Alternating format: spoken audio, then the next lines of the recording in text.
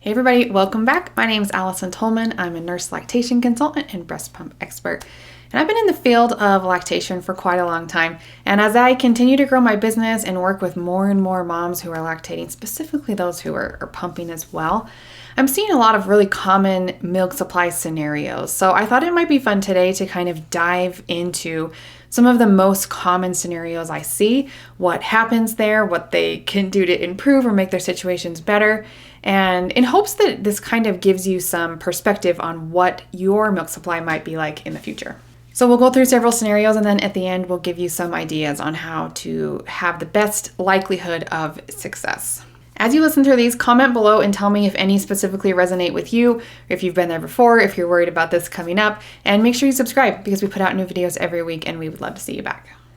Let's start off on a positive note. So the first scenario we're going to talk about is if things go right. And this can happen where things just happen easily. Milk comes easily, breastfeeding is fairly easy to get established, pumping is really just plug and play, and things just kind of flow smoothly. This definitely happens, but it is not the norm. So I know in me and my little team, we jokingly call these the 1%ers. You know, every once in a while we'll get on the phone with someone who's a 1%er. Like everything is just working. Everything is super easy. There's tons of milk. It's just, everything's great. And I don't think 1% is actually a statistic. That's just kind of what we say. But that does kind of shed some light on how often you see this. Sometimes things can just go totally right and things are easy. I would not say that that is the norm, though, from what we see. What that scenario kind of looks like is breastfeeding kind of goes well. The base baby-led, baby grows well, milk comes easily, it's great. Pumping usually goes well too. A standard pumping schedule from Pinterest works fine. Milk comes easy. Almost any pump works. Standard pumps, portable pumps, wearable pumps. Milk just is expressed easily. And life is wonderful. These kind of moms can often get away with some incorrect pumping practices, you know, with a not so perfect flange fit or just kind of like making stuff up as they go, and it just works. After a few months, you can start sleeping, you know, through the night when your baby does. It doesn't really have much effect. There you go. Maybe you reach out to a lactation consultant just to kind of get some, you know, verification that things are well, but overall pretty normal. I know this sounds lovely, and I think this is kind of what everybody expects. I know this is kind of what I was hoping for as a first-time mom, and even second and third-time mom, that like this time it's going to be different. You know, especially with my subsequent babies. I don't know why I thought it would be different when I didn't do anything different from the last time, but it just doesn't normally go this way. You know what I mean? You're going to have one problem or another.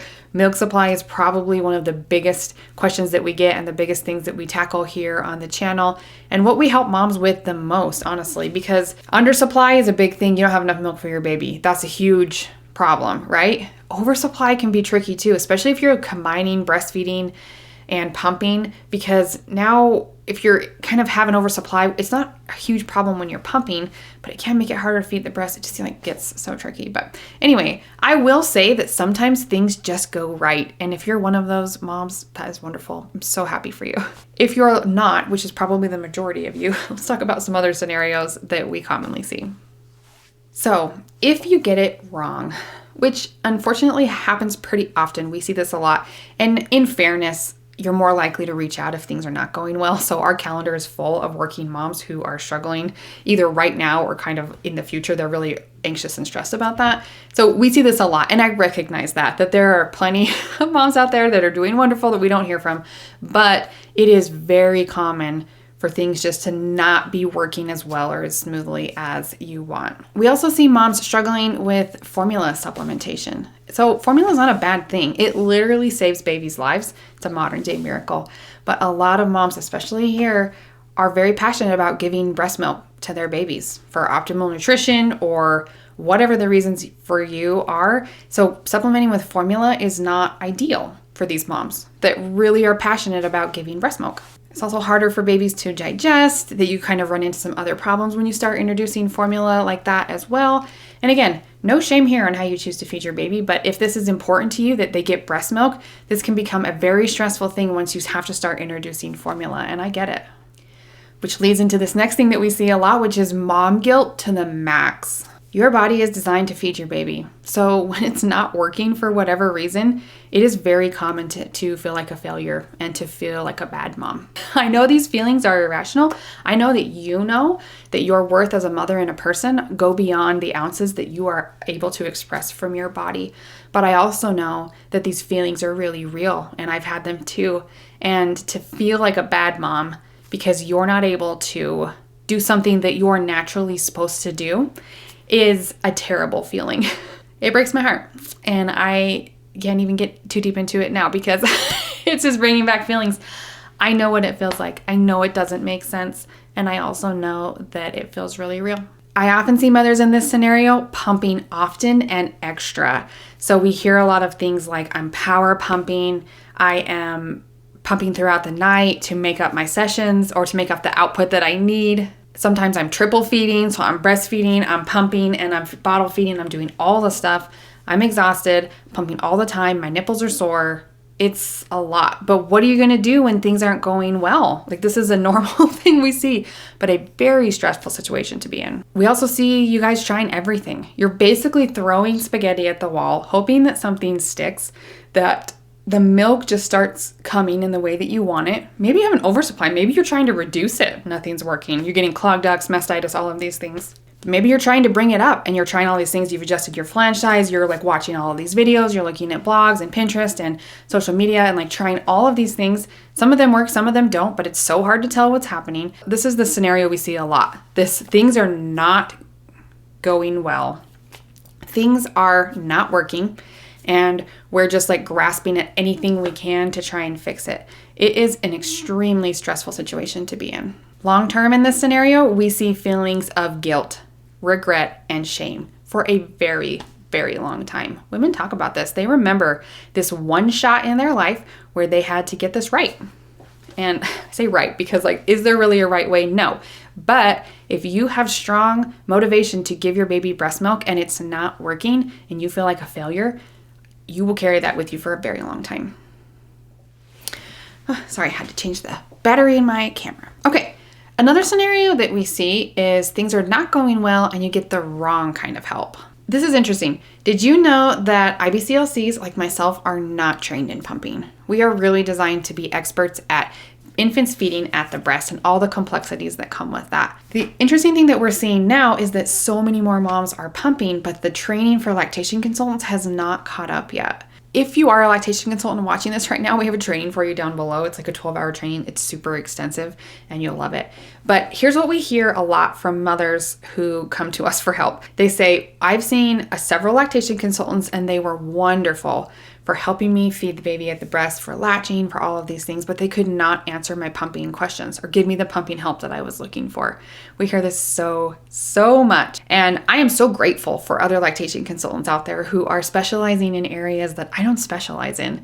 If you come to me with some latching problems with a baby with a tongue tie or Down syndrome or cleft palate or all of the variety that we see with infants feeding at the breast, relactation, I'm going to send you to another lactation consultant that really specializes in that because I specialize in pumping support specifically for working mothers. And I hope that we see more lactation consultants getting well-versed in pumping because I can't help everyone. And I've chosen this very specific person to help because I can help them really, really well. But you need to get the right type of support for whatever problem you're facing. It's really, really important because we are not all trained the same. All of our practices are not the same. And so finding someone that specializes, again, we don't specialize, but that just has a lot of experience in what you're trying to do can seriously make or break your journey.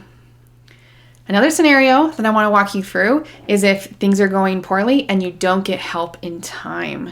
We've talked a lot about the value of getting help and the right kind of help, but what if you don't get it in time?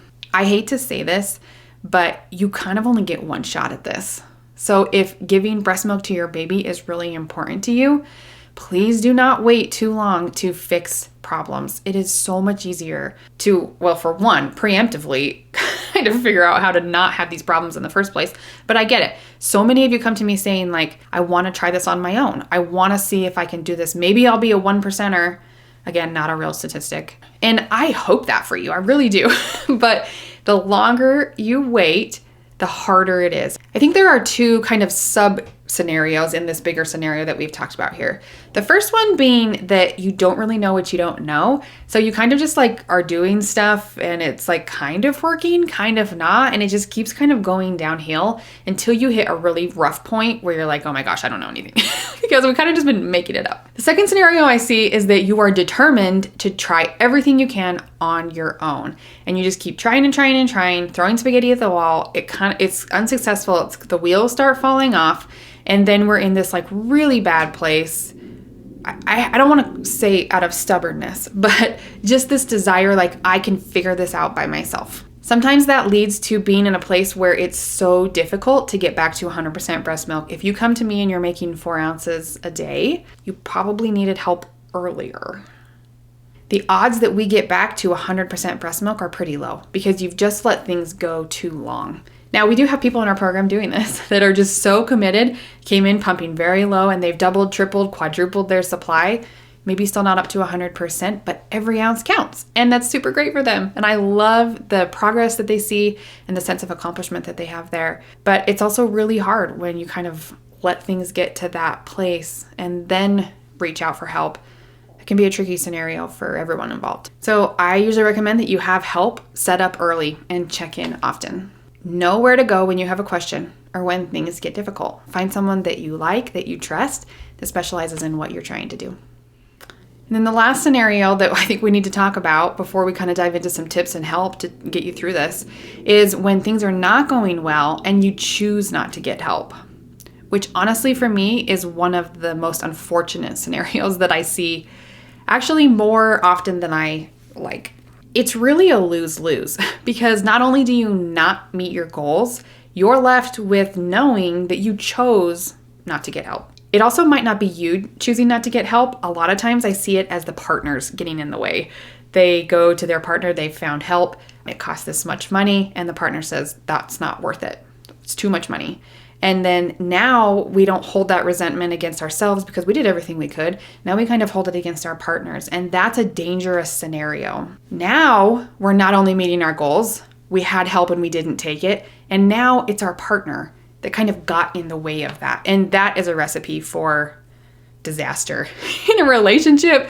You're not like in your mental health. So many things come from that are just no good. A lot of times though, it's the mothers that are choosing not to get help. If you are meeting this checklist of all of these boxes, checking them, check, check, check, need help, this is not working, I'm struggling, I'm frustrated, I'm stressed, and then you choose not to get help, this is kind of what that looks like. Again, you're consistently worrying about your milk supply all the time, whether it's normal or not. Always a worry for you. You have a lack of confidence in yourself that you're even doing this right. You're frustrated with troubleshooting problems. You're trying all the things, looking for all the places, trying to do it on your own. It can be really isolating too, trying to do this all by yourself. And it can leave you with a lot of long-term feelings like, I didn't do enough. I didn't do a good job. I could have done this better. What if I had tried this? Just feelings of uncertainty and guilt for a very long time. I used to say this to my doula clients as well, or those who were considering, hiring some support for the birth. I used to tell them, especially when they were thinking about, do I want to go without an epidural? Do I want to, do all these things? And I used to tell them, nobody gives you a gold star for doing this by yourself or for doing this without medication, right?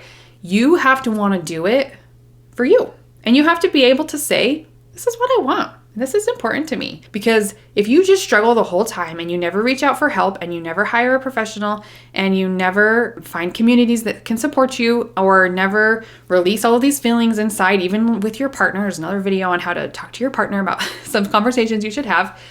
Nobody gives you a gold star. Nobody cares. And you are left with all of these feelings at the end of it. And I hate that. I hate it when mothers don't get to meet the goals they have, whatever that looks like for you. I hate when you have feelings of disappointment and regret for a very long time. We work with a lot of first-time moms who are just kind of getting into this, figuring out it's hard and come for help. But we also work with a lot of second, third, fourth-time moms who come to us saying, this sucked the first time or the first several times. I didn't know where to go for help. I struggled. I went back to work. My supply tanked. I had nowhere to go. I was stressed. I finally gave up. There's no perfect way to feed your baby. Formula is not a bad thing, but it can be a bad thing for you if it goes directly against the goals that you want and you're just not able to find the help or resources that you need to get there. This video has gone on too long already, and I'm sorry. If you're still here, way to be. Thanks for hanging in there with me. There is a lot of other videos on the channel about milk supply. If you want to explore what milk supply looks like, what's normal, what's not, how to create, pumping schedules and get good letdowns and a little bit of flange sizing. Pumping is an art. There is so much that goes into this. I know it's overwhelming.